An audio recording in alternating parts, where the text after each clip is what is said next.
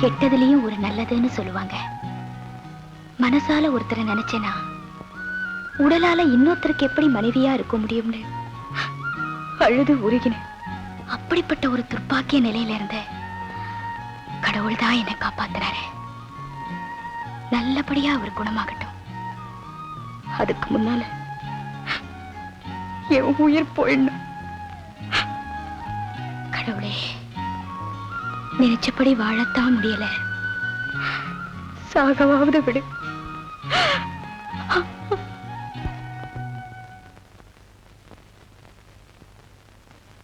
கண்ணம்மா,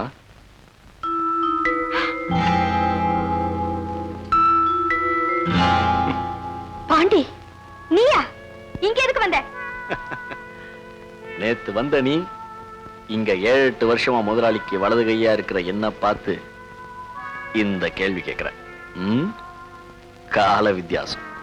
நீ இங்கேதான் வேலை செய்யறியா? உன் கல்யாண சமயத்துல, அதாவது எங்க முதலாளி மகன் கல்யாண சமயத்துல எனக்கு உடம்பு சரியில்லாம போச்சு. அதான் 10 நாளா வேலைக்கு வரல. ஆனாலும் நீதான் இந்த வீட்டுக்கு மருமகளா வரப்போறேன்னு எனக்கு முன்னாடியே தெரியும். அவங்க உங்க தலையில என்ன எழுதியிருக்கோ அந்த விதிப்படிதானே எல்லாமே நடக்க முடியும். ஆமா கண்ணம்மா, நான் உன்னை மனசார நேசிச்சேன். அதோட விளைவு பிறந்து வளர்ந்த ஊர் பக்கமே தலகாட்ட முடியாம போயிடுச்சு. அது நீ செஞ்ச தப்புனால. அப்ப நீ என்ன தப்பு செஞ்ச? உனக்கே இப்படி ஆச்சு? அதான் என் தலைவிதின்னு சொல்லிட்டேனே. இல்ல கண்ணம்மா, சில பேருக்கு வாழ்க்கை தானாவே நல்லபடியா அமைஞ்சிடுது. சில பேர் கஷ்டப்பட்டு நல்ல வாழ்க்கையை அமைச்சுக்கிறாங்க. என்னடா இப்படி ஆயிடுச்சேன்னு கவலைப்படாத. உனக்கு ஒரு நல்ல வாழ்க்கைய நான் அமைச்சு தரேன். அடச்சி, உனக்கு இன்னும் அந்த எச்சக்கலை புத்தி போகல. ஒருத்த சாப்பிட்ட பிறகுதான் ஒரு இலை எச்சலையா மாறும்.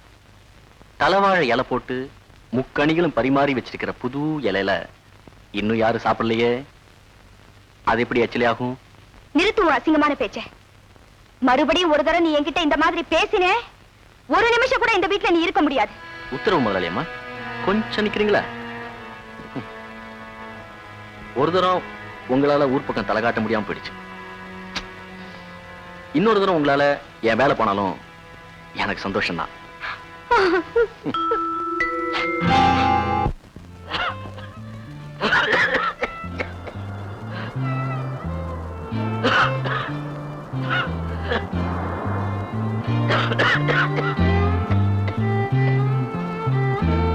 அம்மா, அவர் கொஞ்சம் தண்ணி கொடுமா.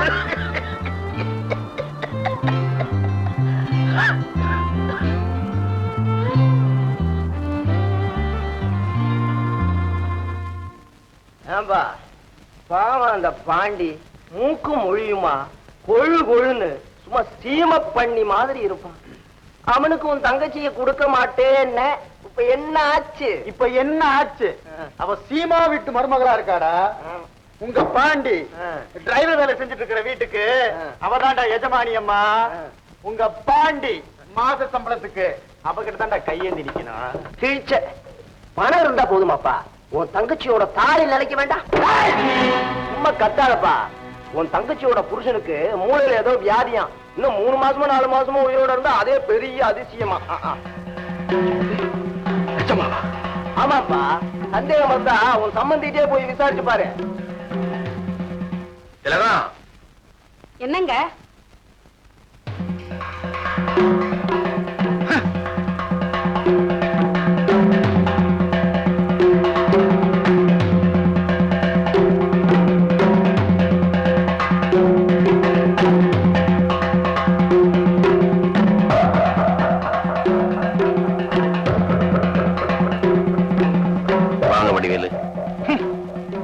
உங்கள மாதிரி பெரிய மனுஷனுக்கு இது அழகான்னு கேட்டு போகதான் வந்த. உங்க பையனுக்கு உடம்பு சரியில்லைங்கிறத மறைச்சு என் தங்கச்சி வாழ்க்கைய அநியாயமா கெடுத்துட்டீங்களே. வடிவேலு, நாங்க ஜோசியம் எல்லாம் கேட்டு எல்லாம் நல்லபடியா முடியும்னு தெரிஞ்சதுக்கு அப்புறம் தான் இந்த கல்யாணத்துக்கே ஏற்பாடு பண்ணோம். ஆனா 1000 தான் இருக்கட்டும் ஐயா, விவரத்தை என்கிட்ட சொல்ல வேண்டாம். நானும் ஜோசியம் பார்த்திருப்பேன்ல, என் தங்கச்சி உங்க வீட்டுல கொடுக்கலாமா வேண்டாமான்னு.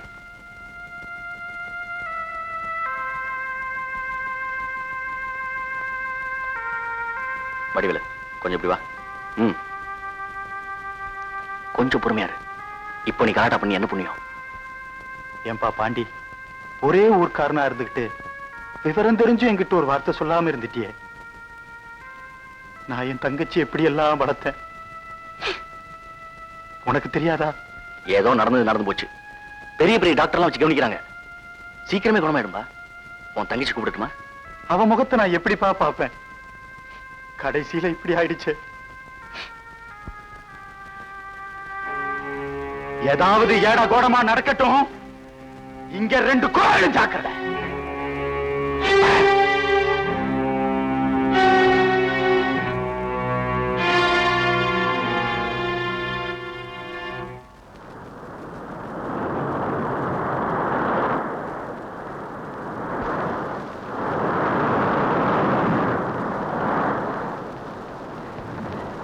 லக்ஷ்மி,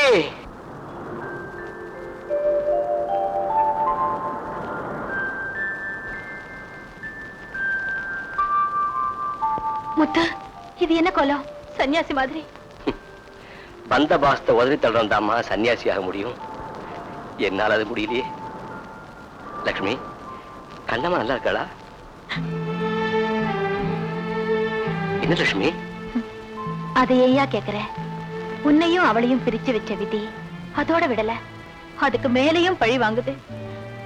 இன்னைக்கோ நாளைக்கோ இருக்கிற பையனுக்கு கல்யாணம் பண்ணி வச்சா உடம்பு குணமாயிடும்னு ஜோசியம் சொன்னாங்களா? கண்ணம்மாவை பலி கொடுத்துட்டாங்க. அட கடவுளே. வாயா வீட்டுக்கு போலாம். இல்ல லட்சுமி, மறுபடியும் என்னோட கூட்டுக்குள்ள அடைக்காத. இந்த பரந்த உலகத்துல நிம்மதி தேடி நான் அலைஞ்சுக்கிட்டு இருக்கேன். அது கிடைக்கலனாலும் இப்படி அலைகிறதுல ஒரு சுகம் இருக்கு. நான் வர்றேன்.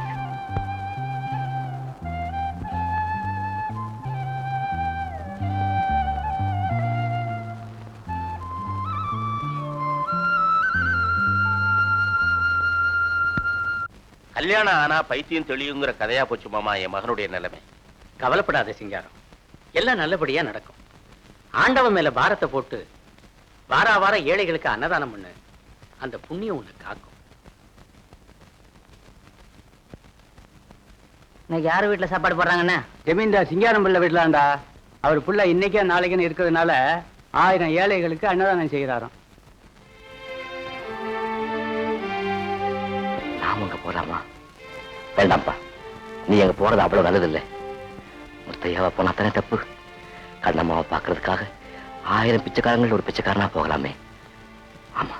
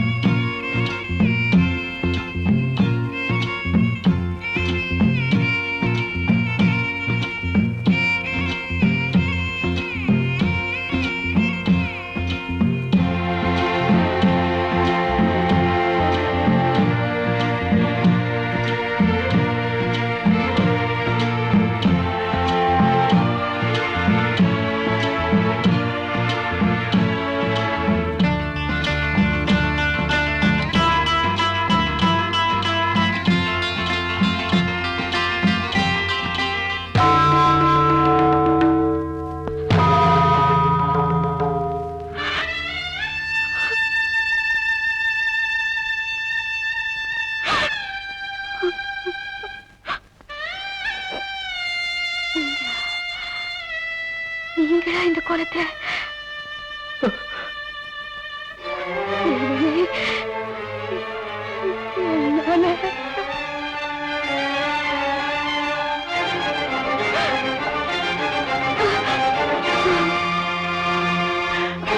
கண்ணம்மா, கண்ணம்மா, கண்ணம்மா, கண்ணம்மா, கண்ணம்மா, கண்ணம்மா.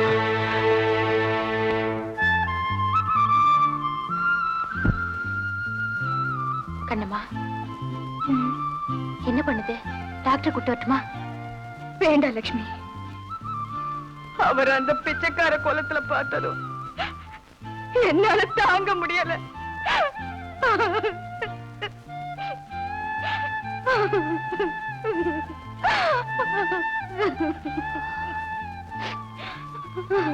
என்ன இருந்தாலும் வெளிப்படையா அவங்க உணர்ச்சிகளை நீ காட்டிட்டு இருந்திருக்க கூடாது. மத்தவங்க என்னமோ ஏதோ நினைக்கிறாங்க.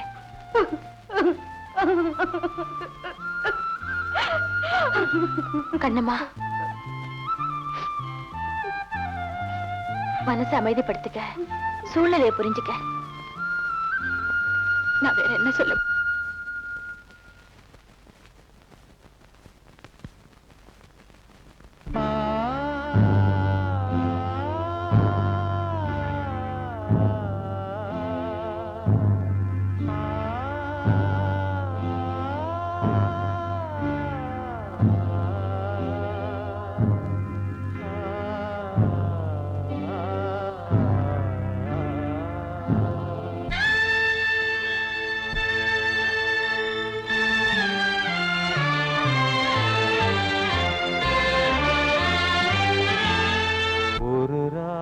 பாடலோடு காதில் கேட்டதோ, மனதோடு ஊஞ்சலாடுதோ, தினம் உறங்காமல் வாடுதே, நிஜம் நிழலாகி போனதே. ஓ நெஞ்சமே பூங்காற்றிலே பதில் கொடு, ஒரு ராகம் பாடலோடு காதில் கேட்டதோ, மனதோடு ஊஞ்சலாடுதோ.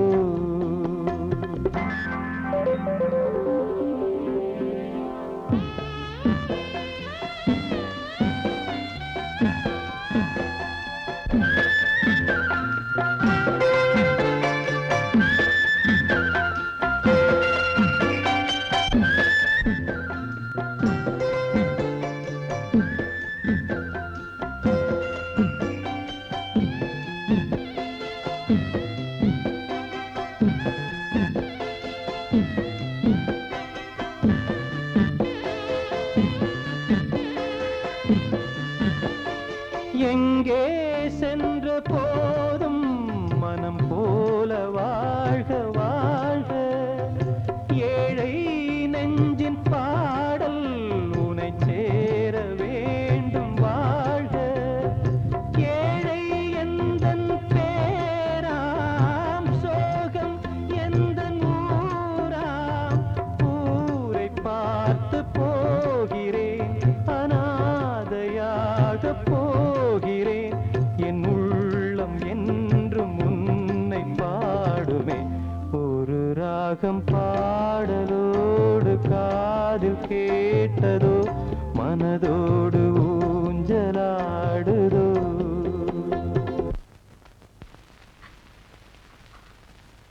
கண்ணம்மா, வீட்டுக்கு போலாமா? போலாமாமா?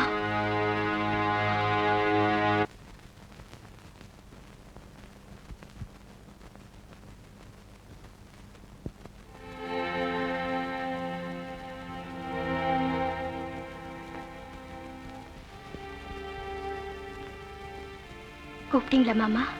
ஆமா கண்ணம்மா, கல்யாணத்தை செஞ்சு வச்சாதான் என் மகனுக்கு உடம்பு குணமாகும்னு ஜோசியர் சொன்னதுனாலதான் இந்த கல்யாணத்தையே நடத்தி வச்சேன். உன் வாழ்க்கையை பாழாக்கணுங்கிற எண்ணம் எனக்கு இல்ல மாமா. நான் அப்படி நினைக்கவே இல்லை. நல்லதோ கெட்டதோ, இனிமே இது உன்னுடைய வீடு. இந்த வீட்டினுடைய பரம்பரை கௌரவம் பெருமை எல்லாமே இப்ப உங்க கையில தான் இருக்கு. இந்த குடும்பத்துக்கு தீராத பழி எதுவும் உன்னால வந்துடக்கூடாது. அப்படிலாம் சொல்லாதீங்க. என் உயிரே போனாலும் சரி, இந்த குடும்பத்துக்கு ஒரு கெட்ட பேர் வர்ற மாதிரி சத்தியமா நான் நடந்துக்கவே மாட்டேன்.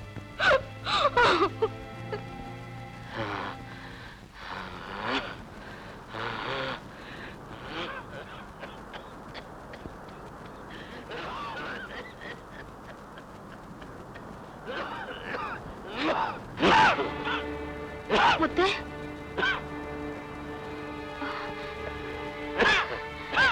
உடம்பு நெருப்பா கொதிக்குதே. முத்து, முத்து. லக்ஷ்மியா? ஆமாயா, மெதுவா எந்திரியா, வீட்டுக்கு போலாம். வாயா, மெதுவா மெதுவா. பாத்தியா?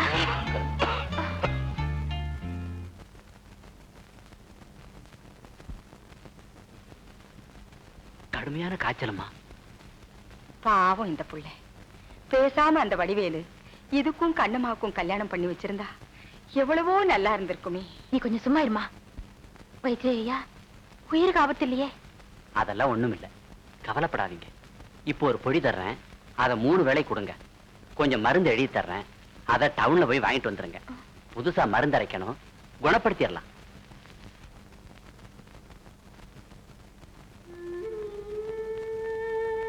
லக்ஷ்மி, எனக்காக ஒரு உதவி செய்வியா? என்ன கண்ணம்மா? அவரை எங்க இருந்தாலும் தேடி கண்டுபிடிச்சு நான் சொல்றத சொல்லிட்டு வருவியா? என்ன சொல்லணும்? அவரை கல்யாணம் பண்ணிக்க சொல்லு, நல்லபடியா குடும்பம் நடத்த சொல்லு. அவர் நல்லா இருந்தா அந்த நினைவே எனக்கு போதும்.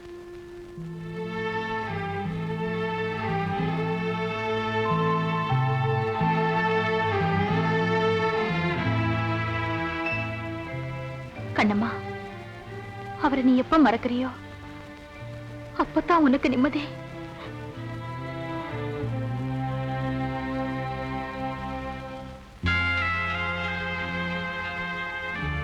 அம்மா. என்னம்மா? வைத்தியர் வந்தாரம்மா. ஏதாவது ஆரம் கொடுத்தியா? பார்த்தாருமா, கஞ்சிதான் கொடுக்க சொன்னாரு. கொடுத்தேன். குடிச்சதை அப்படியே வாந்தி எடுத்துருச்சு. லக்ஷ்மி, எனக்கு என்னவோ பயமா இருக்குமா.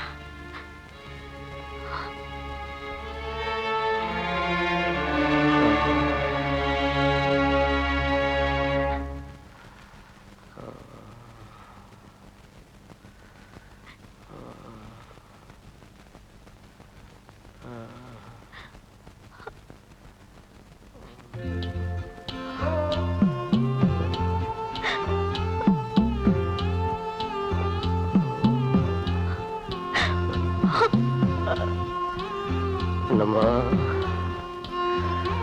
கண்ணம்மா, கண்ணம்மா, கண்ணம்மா,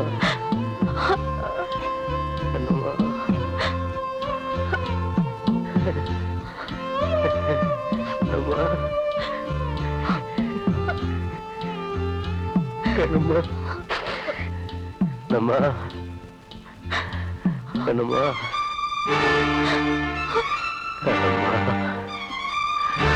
கண்ணம்மா,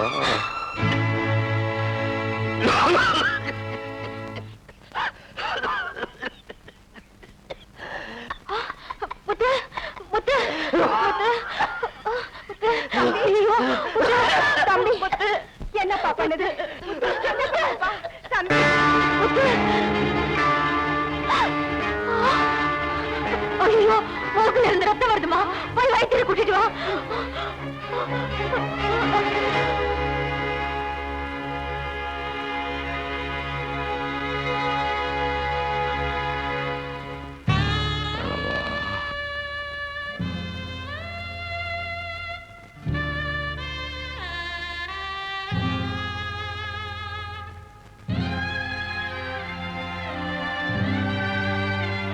கண்ணம்மா,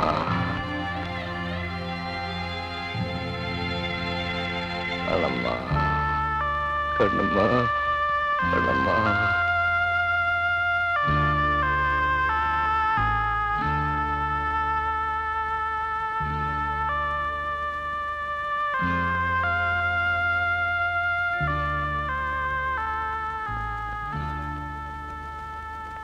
அம்மா, இன்னைக்கு ராத்திரி மேல தாங்காது. பாவம், கண்ணம்மா கண்ணம்மான்னு புலம்பும். முடிஞ்சா ஒரு தடவை அந்த பொண்ணை வந்து பார்த்துட்டு போக சொல்லுங்க. நான் புறப்படணும்.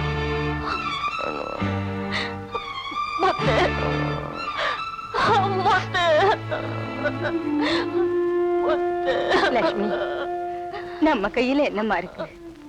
முடிஞ்சா ஒரு தரம் கண்ணம்மாவை வந்து பார்த்துட்டு போ சொல்லுமா. ஒரு தடவையாவது பார்த்தா இந்த ஆத்மா சாந்தி அடையுமா.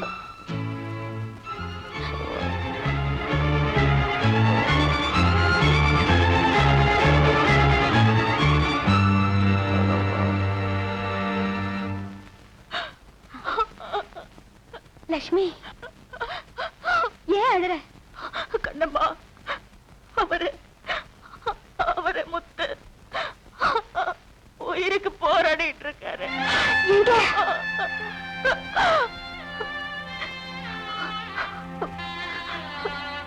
என் வீட்டுலதான் இருக்காரு.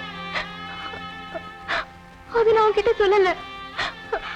10 நாளைக்கு முன்னால நினைவில்லாம கடற்கரையில கிடந்தாரு. வீட்டுக்கு தூக்கிட்டு வந்து வைத்தியம் பார்த்தேன்.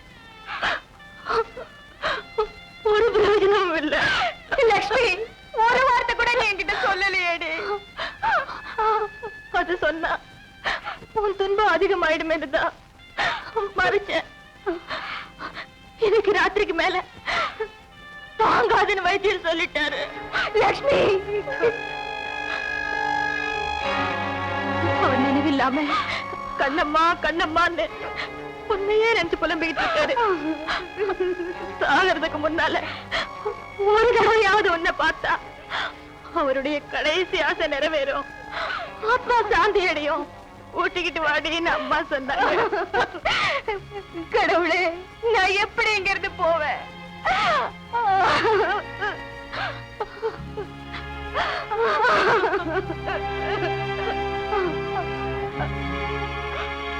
நான் ஒரு யோசனை சொல்றேன் கேளு. உன் சேலை நான் கட்டிக்கிட்டு நான் இங்கே இருந்துடுறேன். என் சேலை நீ கட்டிக்கிட்டு போய் முத்துவை பார்த்துட்டு உடனே வந்துட்டு.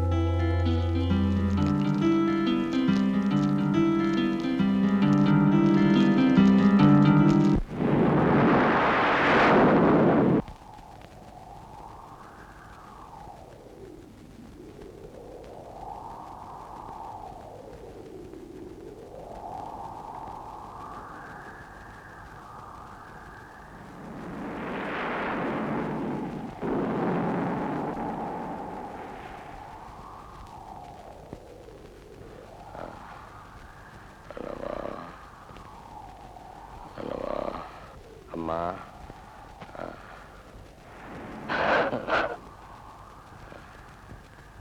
என்னப்பா? லட்சுமி எங்க? கண்ணம்மாவை கூட்டிட்டு வர போயிருக்குப்பா. அத பார்த்தாலாவது உன் மனசு கொஞ்சம் ஆறுதலா இருக்குமேன்னு கூட்டியாரு சொன்னேன். தண்ணி தண்ணி எல்லாம் குடிக்க கூடாதுப்பா. இரு, சூடா கஞ்சி வச்சு கொண்டு வரேன். கூடாது. இந்த நேரத்துல கண்ணம்மா என்ன பார்க்க வரக்கூடாது. பார்க்க வரக்கூடாது. அவ வரும்போது நான் இங்க இருக்க கூடாது. அவ வாழ்க்கையில சிக்கல் வர்றதுக்கு நான் காரணமா இருக்க கூடாது. இருக்கவே கூடாது. வேலைக்காரன் நாய குளிப்பாட்டி நடுவீட்டுல வச்சா என் குடும்பமானமே போச்சு. பாண்டி, அவ எங்க போயிருந்தாலும் தேடி கண்டுபிடிச்சு அவ அண்ணன் வீட்டுல விட்டுடு. படிதாண்டிட்ட வேசிகளுக்கு இனிமே இந்த வீட்டுல இடம் இல்லை. அவ அண்ணன் இந்த வீட்டுல 2 கொலை விழும்னு சொன்னான். அவனுக்கு இன்னும் அந்த ரோஷம் இருந்தா அவனை இப்ப அதை செய்ய சொல்லு. பாண்டி, இவளை வழி அனுப்பு.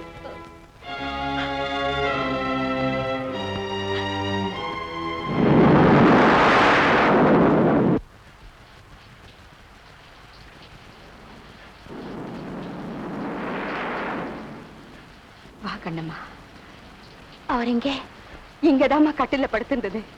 உன் பேரை அடிக்கடி சொல்லி புலம்பிக்கிட்டு இருந்தது. நான் தான் லட்சுமி கிட்ட சொல்லி உன்னை கூட்டிட்டு வர சொன்னேம்மா. நான் உள்ள போய் அடுப்புல கஞ்சி வச்சுட்டு வந்து பார்த்தா அதை காணும். உடம்பு இருக்கிற நிலையில இந்த கொற்ற மழையில அது எங்க போச்சுன்னே தெரியலம்மா. கடவுளே.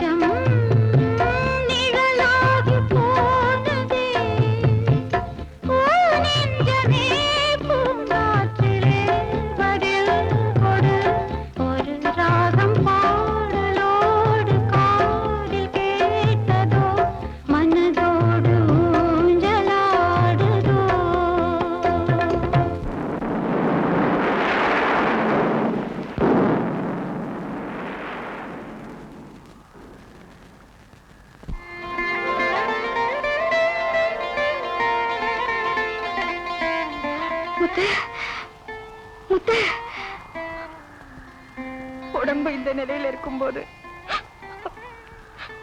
இந்த காத்து மழையில நீங்க எப்படி வரலாமா? நீயே வரும்போது நான் வரதுல தப்பு இல்ல கண்ணம்மா.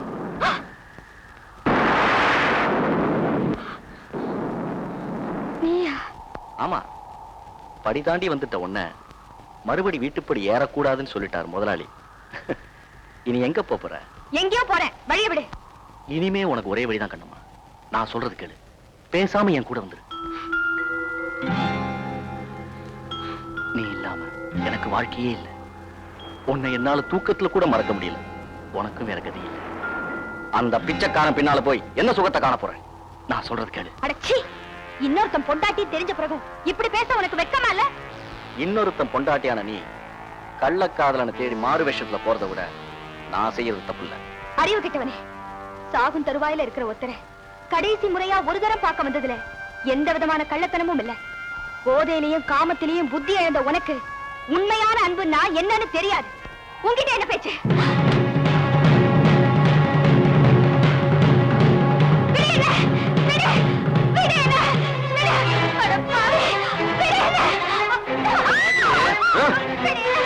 ஒரு நாளாவது ஒரு தடவையாவது உன்னோட வாழ விட மாட்டேன்.